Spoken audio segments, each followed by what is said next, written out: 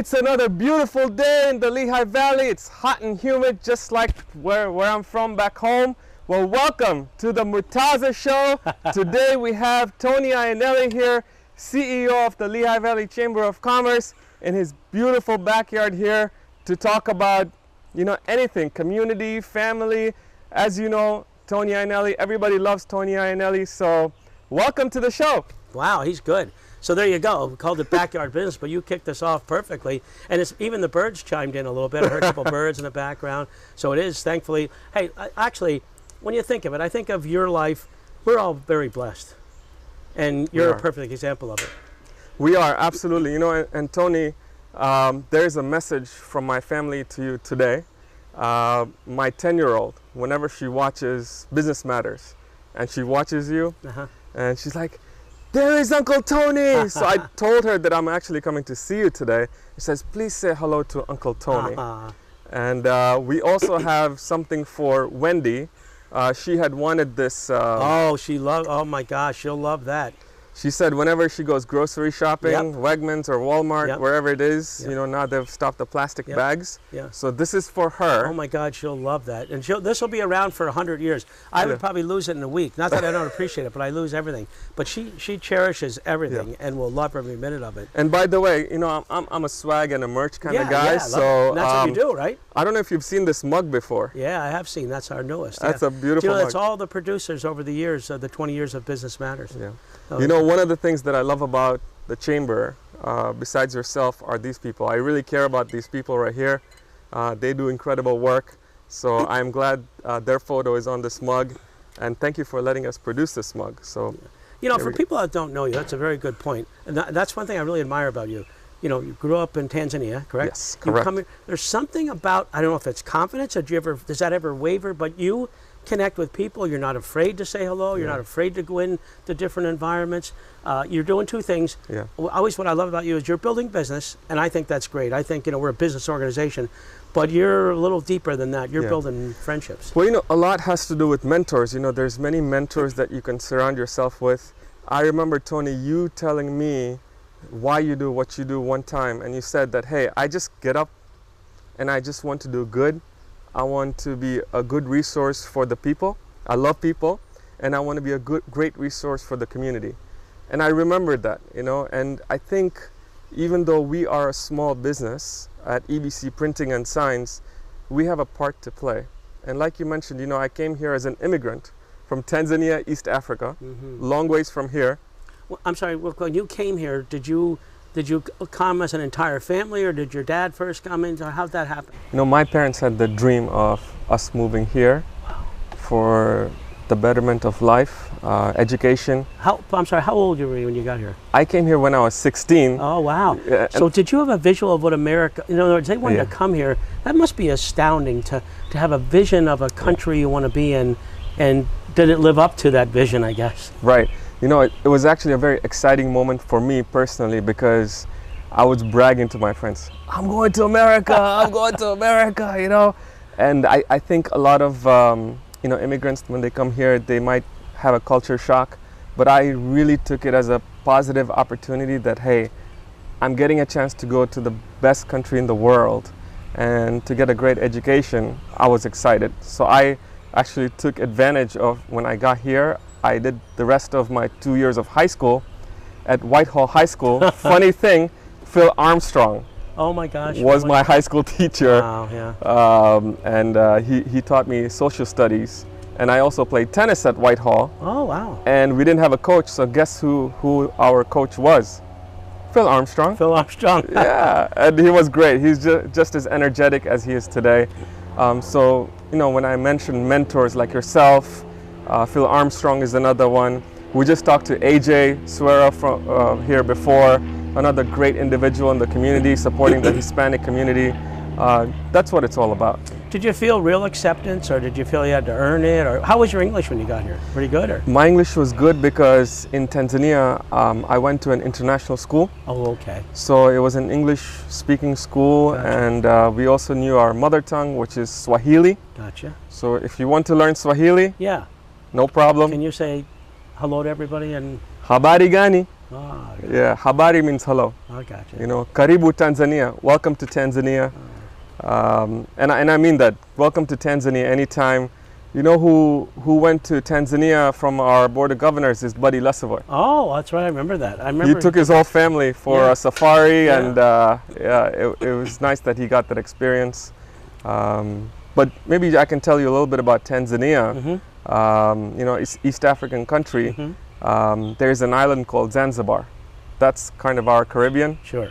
There's a Songs song by about Billy it. Joel, Yep. and but my grandmother was born in the island of Zanzibar, and then the mainland is Tanzania, and I was born and raised in a city called Dar es Salaam, which is on the coast of Tanzania. Big, small city? It's a medium-sized city. Like an Easton or something? Or I would say a little bigger than Easton. Bethlehem, probably Yeah, 70,000? yeah, but on the coast, you know.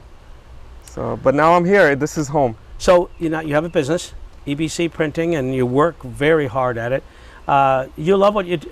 I guess my question is your goal economic success, or is it a broader vision that you have? That's a great question. You know, being a small business, you know, everybody identifies what their culture is in their business. And our culture is very different. It might be a little bit unorthodox when it comes to business, but we have a family culture. You know, we believe in the people that we work with, and we invest in the people that we work with. We know that if we don't treat our employees, you know, well, that they won't be able to deliver to our clients. So we've been doing a very good job of that, and it has allowed us to grow the company. You know, this past December, when we started the business, we used to have a retail section of our business, and it started off as kind of like a UPS store, the FedEx Kinkos. And I know Wendy used to come in there. Yeah, all the time. Based on the growth on the commercial side, we actually shut down the retail section.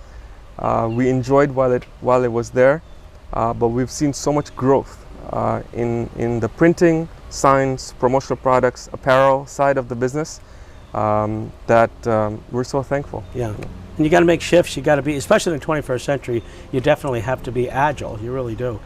Tell me what you think. You know, when I think of you as you're talking, I'm thinking person. You know, I always thought of you as a networker. And then we got into some other deeper initiatives of the chamber. Person of color, Muslim faith, but yet everybody loves you. When I say yet, there could be a lot of roadblocks if you wanted to put them up, but you knock them down every time. Is it hard, or is it? You make it look easy. Not so much always. It's not hard when you believe in what you do. You know, I know that I have a responsibility to take care of my employees, to take care of my family, and most importantly, to take care of the community that we live in. When you put in all these factors, then all those roadblocks don't matter. You just keep moving forward. And yes, I do make mistakes. You know, when I started doing business development in my role at the small business, I was nervous in the beginning, and you know, and I still am. But the first hire that we had was a chamber connection, and Andrea Hempel, she's amazing, was involved with the Women's Business Council, was our first hire. She's still with us today, and she kind of guided us on, you know, what our role should be. And she said, you know, you got to stop running the machines and kind of be out there in the community. You know, Mustafa has now stepped up to that role of just trying to be out there in the community, and you know, the two brothers kind of being the forefront of the company and being the face. Whereas in the beginning, I was like, really? People are going to talk to me? You know?